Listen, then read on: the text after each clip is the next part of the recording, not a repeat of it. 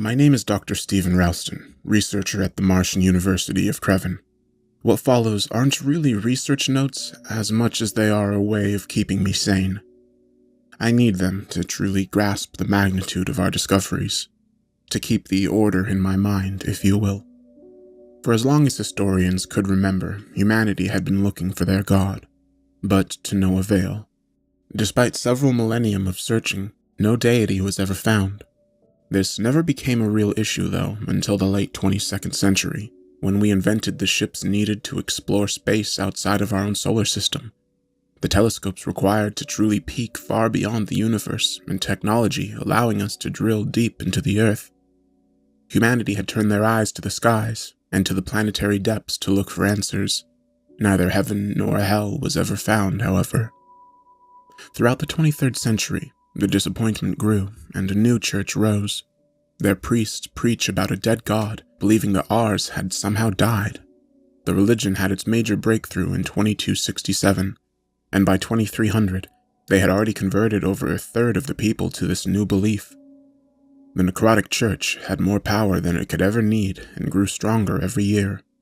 My story begins a good 20 years later, however, with me waking up for another day of research, aimed to find a definitive answer to the age-old question: where is God? I refuse to believe he died. August 24th, 2322 AD. I decided to visit the observatory today. My research had been stale these past few weeks, and I felt I could use some new insights. There's only so much one can learn from the history books, after all. It always strikes me as odd, though, whenever I talk to the scientists here, how we still have not discovered intelligent life. This in spite of our technological prowess and our planet-colonizing habits. I felt it would be a solace, though. I guess I just don't want to be alone. Probably goes for all of us. To be honest, I would already settle for a few ruins, some scriptures perhaps, anything but the animalistic species that dominate every habited planet we've come across. I digress. There actually was an exciting new discovery made, which my colleagues there told me about. They had discovered a new species of gaver-like creatures, albeit with much more flexibility in their claw-like fingers, deep in the bush forests of Titan Major. Apparently, the beasts had exhibited an irrational fear of the explorers, but that was not the strange part. Although the creatures, Vidin's Titan Arashiro, displayed no exceptional cognitive ability, they had somehow crafted numerous human-like statues out of the thin wood found there. The statues vary greatly in size, from a few inches to close to 10 feet, but apart from gender differences, they are almost exactly the same. I do not know what to make of it. Adam and Eve? Eden? I need some sleep. August 27th, 2322 AD. I received a message from Gerald as I woke up today. He urged me to call back right away. Apparently, he had been trying to reach my cell all night. After all those years, he still did not remember that I could not sleep with that thing turned on. Not that it mattered much these past few nights. My research will not let me sleep, and even if I do fall asleep, I have to face the nightmares. I will not be writing those down here, however, as it is best I just forget them. But I digress. Eager to catch up, I called Gerald during breakfast. I did not think too much of his calls during the night back then, for he had done so before. "Good morning, Dr. Starr. I hope you slept well," I began. "What? Are you alone?" He promptly interrupted me. Yes, I am." "Good. Well, Dr. Ralston, I have some good news for you," he said, sounding like his old self again. "If they have not brainwashed you yet, of course." "They do try," I laughed. "What news do you have?" "You should come back to Earth, Stephen. At least that church does not control everything here yet." He explained to me how there was a whole community of like-minded scientists in Tokyo, some of them atheists. Gerald gave me a contact number of one of the Martian members. From what I understood, the scientists were split into two research groups. One branch aimed to find heaven or any sign of God in the galaxy. The other held on to the belief that God lived inside all of us. It is a shame. I know Gerald to be a firm believer of the latter, for it would be a pleasure to work together again. Searching the galaxy sounds like a much more exciting prospect, however. August 30th, 2322 AD. Church confiscates alien artifacts. Read the heading of the news website today. Can you believe that those priests actually did that? The first alien craftsmanship we ever found, and they are claiming it and probably burning it soon too. No scientists will be examining those wooden statues. On a more cheerful note, I finally met the other scientists Gerald had told me about. The Martian chapter operated in a state-of-the-art research facility on the crater plains near Creven. I was able to explore the entirety of it with chief researcher Dr. Havard as my guide. He explained to me that they had found several rich benefactors, mainly older religions, to take care of the financial aspect of their research. Most of the funding was used on the observatory, however, and it was magnificent. The telescopes were unlike anything I'd ever seen before, both in scale and effectivity. Furthermore, Dr. Havard assured me that those were not even the most advanced models they had. In the hallway stood a number of brand new telescopes, still wrapped in their packaging, and several parts of a legitimately giant one laid scattered across the floor. I also took the opportunity to ask him about the news I had heard today, though I wish I had not. You heard the news today? I asked, about the church's latest confiscation. Yes, I did. He nodded. And I'm afraid there is even more to it than that. Come, walk with me. He led me through a series of highly secured doors into another wing of the research center that I had not yet seen. We entered a large chamber that was stacked to the brink with computers. There were huge touchscreens on both walls and at least a dozen engineers manning the technology. This is what I like to call the war room, Dr. Havard said. In here, we gather all the information we can on the Necrotic Church and their activities. Now, about today's news, we have reason to believe that they did not only confiscate the statues, but exterminated the whole species that crafted them as well. He spoke. What? Who knows what could have been found out by studying those animals? These thoughts will not let me sleep. What could the church be planning? September 10th, 2322 AD. The workload over the last few weeks had been enormous, and I had not had much time to write down my thoughts. These are turbulent times, but I will get to that later. Now, since I am one of the scientists at the facility without extensive prior knowledge of astronomy, Dr. Havard had me doing mostly paperwork. I had to check the planets that had already been discarded by the other researchers to make sure that they were nothing special. Check reports on the church in the war room, and listen to the incoming radio signals, or rather radio static, from outer space. Most of it was not that exciting, but it left me plenty of time to talk with the other scientists there and focus on my own research. It was not so bad at first, but then the church began tracking us down. To make matters worse, we could all follow it in the war room. We could see how the bastards were systematically hunting us all down, forcing us to slow our research and keep a low profile. I have to admit that I was, and still am, frightened.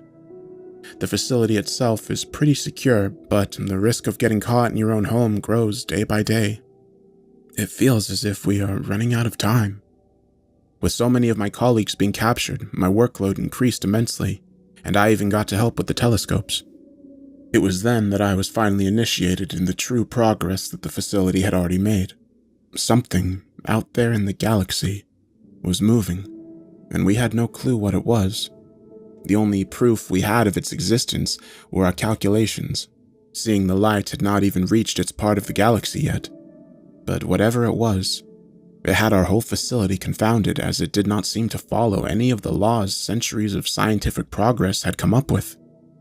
1. Our object does not move in a logical pattern and appears to be unaffected by gravity. 2. Our object seemingly pulls and releases other celestials in its vicinity at will, without any kind of foreseeable pattern. September 11th, 2322 AD. Those are not even the most disturbing things about whatever we found out there. I was not even supposed to be clued in about what follows, so perhaps I should not record it either, but I do not feel like I have a choice anymore. This is too much. Here is my attempt at transcribing my conversation with Dr. Havard, as he had called me into his office today. Dr. Ralston, have a seat. Tea? He greeted me. Well, I don't mean to be blunt, but why did you call me in here? There's just so much work. Ah, yes. You picked up on any signals yet? He answered blankly. Well, I began until my eyes met his. Fear? There is a reason I called you in here, Stephen. Our numbers are dwindling, and seeing as how you've helped greatly over the last few weeks, you deserve to know. He sighed and handed me a file. It was about the galactic anomaly we had discovered. The calculations show that our object's gravitational pull is so strong, so very powerful, that it is affecting the orbit of this very planet, as well as every other one. What? But we are dealing with something far beyond what we thought was rationally possible. Beyond what we... Dr. Havard fell silent for a moment and then looked up and started whispering something of which I could only decipher the word life or alive. I was frightened already. It felt as if I just stood there for hours, not knowing what to do. The man simply stared at the ceiling with a creepy, blank stare. I had finally managed to open my mouth as he looked at me again. We found God, he whispered. We did. Isn't that a bit rash? I answered, shivers running down my spine. No, we did. His eyes were full of steely conviction. And he knows. It's all in the file. How the light has stopped moving towards it ever since we discovered him. We still can't see further into that sector of space than we could 4 months ago. That can't be right. It is. But there's more. He grabbed the file out of my hands and began flipping through the pages. Here, at exactly 10:06 a.m. yesterday, his movements ceased being random. His eyes grew wide. But he's coming. Our Lord's on his way, and we are not prepared. I must remain calm and focused. I must be calm and focused. I am calm and focused. I am so. Am I? September 12th, 2322 AD. As was to be expected, I barely slept tonight. In the morning I could not get up, though, and it was not until noon that I finally admit that I would not find the answers in my own home. So many questions kept rushing through my mind as I checked my email during breakfast. Surprisingly, Gerald had sent me a document overnight without any further information. Experiment TZ-2322-0518. Executed by Dr. Reynolds, Dr. Steyer, Dr. Colbrelli, and Dr. Zing. 9:30 a.m. Subject heavily sedated and strapped to operating table. Subject expects to receive a routine cosmetic procedure in order to ensure the experiment goes as planned. 9:41 a.m. Subject's cranium carved open and electrodes applied. Shocks are being applied at regular intervals. Subject displays no visible signs of stress or duress and appears to have entered the desired semi-comatose state. 10:18 a.m. Subject grunts and mumbles intelligibly. Intensity of the shocks is being amplified. 10:34 a.m. Subject's rambling loudens and twitching occurs. Shock strength is being ramped up again. Dr. Steyer's protest is denied. 11:06 a.m. Subject suddenly stops moving and goes silent. 11:13 a.m. Subject's heartbeat has dropped noticeably over the past few minutes to an astounding 7 BPM. 11:16 a.m. Subject's heartbeat drops below 1 BPM. Electrodes being turned even higher, nearing maximum output. 11:18 a.m. Subject starts moving, and I strongly feel that all experiment TZ-2322-0518 points towards us having found a way to an hypothesis that is supported by all previous TZ line experiments. I was not sure what to make of it. Why did Gerald choose to share this? It was interesting to finally read some of his research, but mostly everything was classified anyway. Not to mention that I had no clue what good such experiments could do in our search for the deity. It took a while for me to be able to leave the comfort of my home and head to work, at which point I was called by an unknown number. Reluctantly, I answered the call. Hello? Who is this? Steve, listen up. I don't have much time. Gerald? What? Did you read the file I sent you? Yes, but... I'll be at Kreven tomorrow night. You need to meet me at the Pelican on Desmond Square at exactly 8 p.m. Gerald, what the hell? 8 p.m., Steve. You have to be there. Gerald? Silence. What is going on? Any answer will do. Then, when my stressed out self finally got to the research facility, there was no one there. Not a single soul. I carefully walked through the empty hallways as the lights were lit where I went. In my mind, there lurked something behind every corner I took. I checked my cell. No calls, no messages, nothing. Moreover, Dr. Havard would not answer his. I tried calling my other colleagues, but none of them picked up either. Strangely enough, however, most of the systems were still up and running. All of them were seemingly working towards identifying the entity rushing towards the Earth. I had trouble understanding the huge chunks of data most of the screens showed without Dr. Havard, though. There was one screen that did catch my eye. The big one in the center of the room. It showed the entity itself and the insane speed in which it was racing towards us. The thing was hidden in a black cloud and the images were not sharp, but I could see it nonetheless. I could see the dark tendrils protruding from the smoke and the thousands of eyes it seemed to have. This moon-sized monstrosity, it could not be. I fear for the others. I truly do. September 13th, 2322 AD. I stayed home today, despite the nightmares I battled all night. At this point, I felt that even the horrific imagery, the paralyzing fear, and even the auditory hallucinations my mind plagued me with were preferable to the outside world. We were all going to die horribly anyway, I figured. At least I would pass in the comfort of my home, though possibly insane. There was no point in denying it. This morning I had effectively lost it. Things bettered, however, and from 2 p.m. onward only minor hallucinations remained. I kept hearing a faint yelling, for example, and a deep, hushed voice calling out my name. Now, psychiatrists would probably not agree with my analysis, but I blame it on the lack of sleep. What was a lot more worrying was that I still had not heard anything from the research facility. Oh well, I figured I should try focusing on other things. I switched on the television to distract me for a while. The channel offered me a dozen different documentaries to pick from, and I picked one about the growth of London as the first multi-layered metropolis. Anything to keep my mind occupied. Why was the clock ticking so slowly? The documentary itself was not incredibly interesting. The host tries his best to give an exciting trip through the city, but everything seemed bleak and gloomy, and it had an effect on him as well. His demeanor grew more depressed and joyless by the minute. And that was not the only thing that changed, unfortunately. The people he passed no longer went on with their daily lives afterwards. They dropped whatever they were holding and watched with dark, hollow eyes. It was not long until Patrick realized this too. It would appear that some of the citizens here have taken a dislike towards foreigners. But I'm quite sure that... He paused. Oh, you are here. He spoke as his eyes turned black. They all began staring straight at me as more and more people entered the screen. What the hell is going on? Christ, save me. Save us all. Save us now. Why?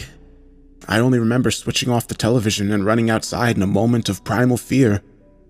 There is no memory of how I got to Desmond Square hours early, 4:37 p.m., but at least the voices are gone.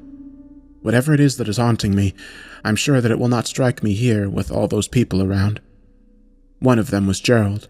He was pale and thin, having lost at least 30 pounds, and he looked to be tired beyond belief. I had a feeling he would be early. You've always been curious, he said.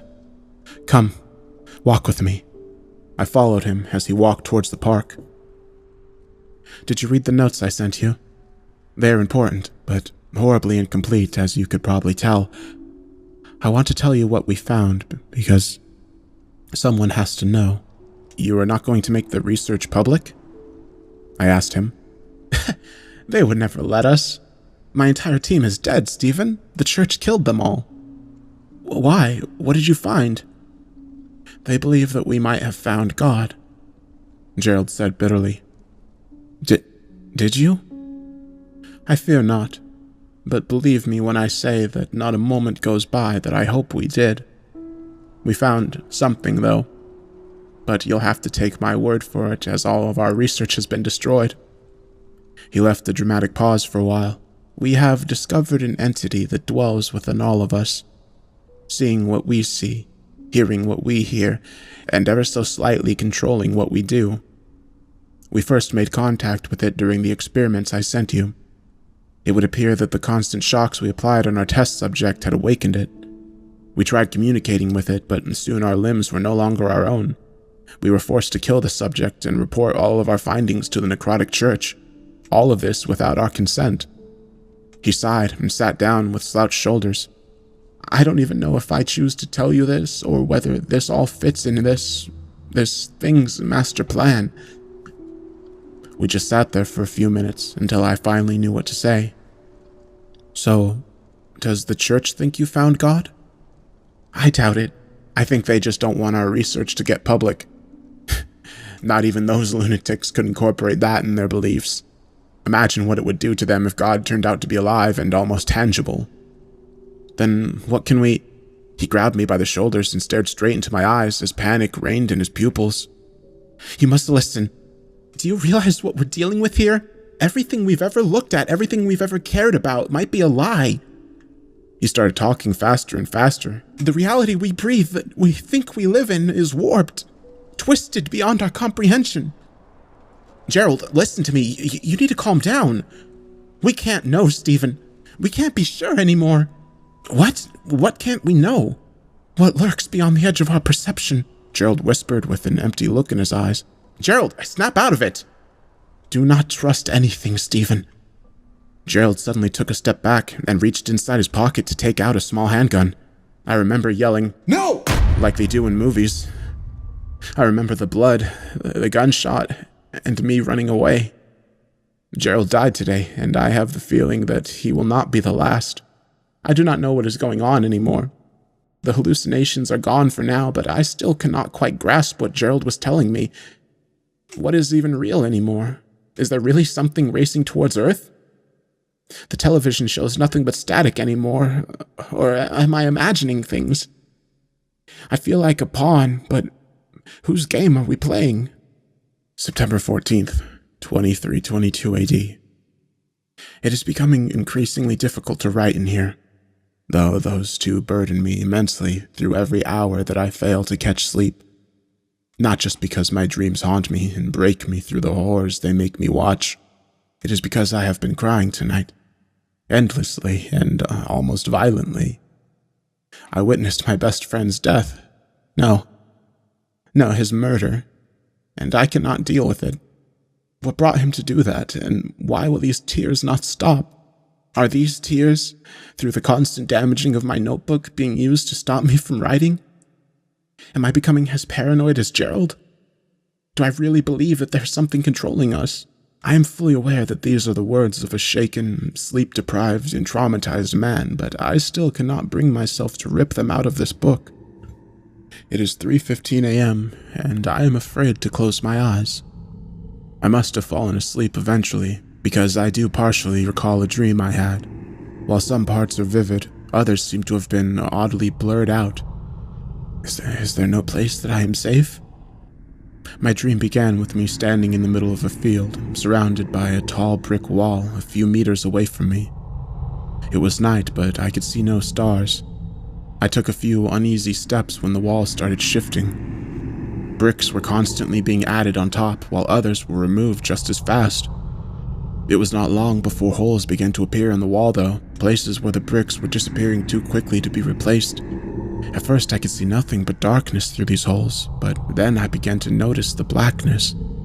There was something out there removing those bricks and destroying my walls. A creature so very dark that it stood out like the brightest star in this otherwise starless night. I felt fear like never before as I slowly began to define its shape. Long, elongated arms made their way through and reached for me before scratching the walls in frustrated rage as I backed away again and again, my heart pounding in my chest. Suddenly, the limbs pulled back, and for a few heartbeats, everything was quiet again. The wall had stopped shifting as a prelude of something much, much worse. Something out there, outside of this little bit of shelter, was roaring. If it could even be called that. It placed two hands on the sides of the holes and started pushing. Long, bone-like fingers grabbed onto the wall, which was now clearly cracking. Its hands pushed the bricks out of the way as if it were simple specks of dust. It was only then that I finally got to see its face. greeting me with a terrifying smile that would befit a psychopath. It opened its mouth to reveal the void within, and I recall thinking that I should recognize that face before it all went black and I woke up, sweating and out of breath. I had woken up to laughter of several tall shadow-like figures standing around my bed. I tried to scream, but they just kept staring. I tried to open my eyes, but nothing was changing. That's when it all became a blur. I remember wondering why they were not moving, but I woke up, sitting outside on my balcony. My legs were hurting, and the pain quickly urged me to stand up. Somehow I had been sitting in the lotus position, which I had not been able to do since I was 14 or so. Are there any words for my confusion?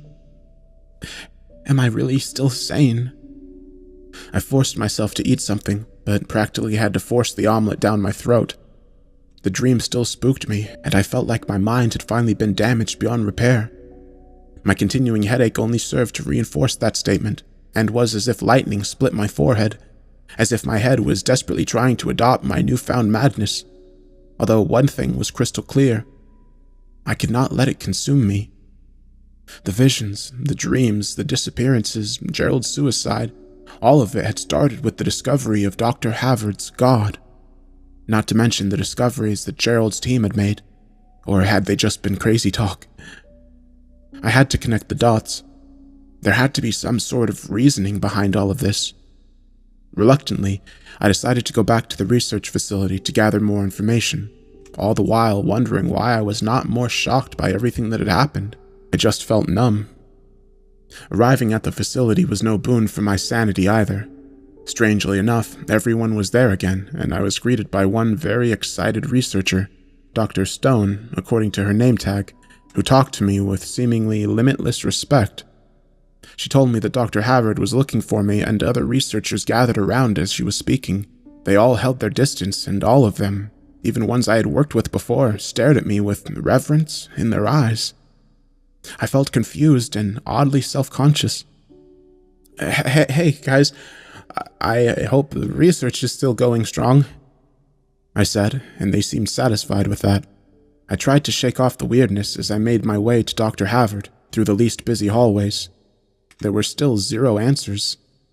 Just 2 days ago, this place had been abandoned. I shivered as I knocked on Havard's door. Steve, good to see you. Let me get you some tea. Dr. Havard pulled back a seat for me and immediately put a hot cup of tea in my hands. Perplexed as I was, I could not help but notice that he had put me in his own very comfortable desk chair, which had been specifically made to ease the strain on his aching back. Meanwhile, Dr. Havard sat on the ordinary office chair, usually reserved for guests. I could see the reverence in his eyes as well. What was going on? It was a question I found myself asking all too much these past few weeks. I had to try and get my answers. Why have I not heard from you? This place was abandoned just 2 days ago. He nodded thoughtfully. Yes, we were receiving our visions too. Our Lord really did make it all clear, didn't he? Our Lord? I asked him, shivers reaching down my spine. Yes, don't you? He smiled. Forgive me. Our Lord already said that you might still be somewhat shaken and confused from your own revelations. We were not expecting you until tomorrow. You all had those visions too? Those dreams? Everyone here had them? Well, I don't think they were exactly the same. I saw some very personal things, and I'm sure others did too. We rarely talk about them, but I feel that they contain the same message overall. He hesitated, and I looked as if he was trying to muster his courage. Was he afraid of me? Would you mind if I asked about your visions? What? My apologies. I never meant to offend you, he said quickly. It's just that, well, you're his prophet, right? I was dazed. Why me? Why was that thing doing that to all of us? It explained the awe they regarded me with, but left me in the dark otherwise. Suddenly, my head seemed to split in half as I heard a deep, loud voice echoing through it, an imposing voice that could only be described as ancient. You've finally come. There were times that I doubted if you'd make it, but you've arrived where you belong.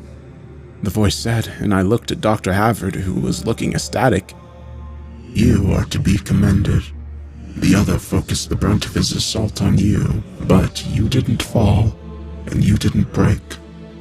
I was wise to choose you as my prophet. This is unreal. I struggle to speak. What are you? I am God. Listen and heed my words, prophet. There is a lot to explain.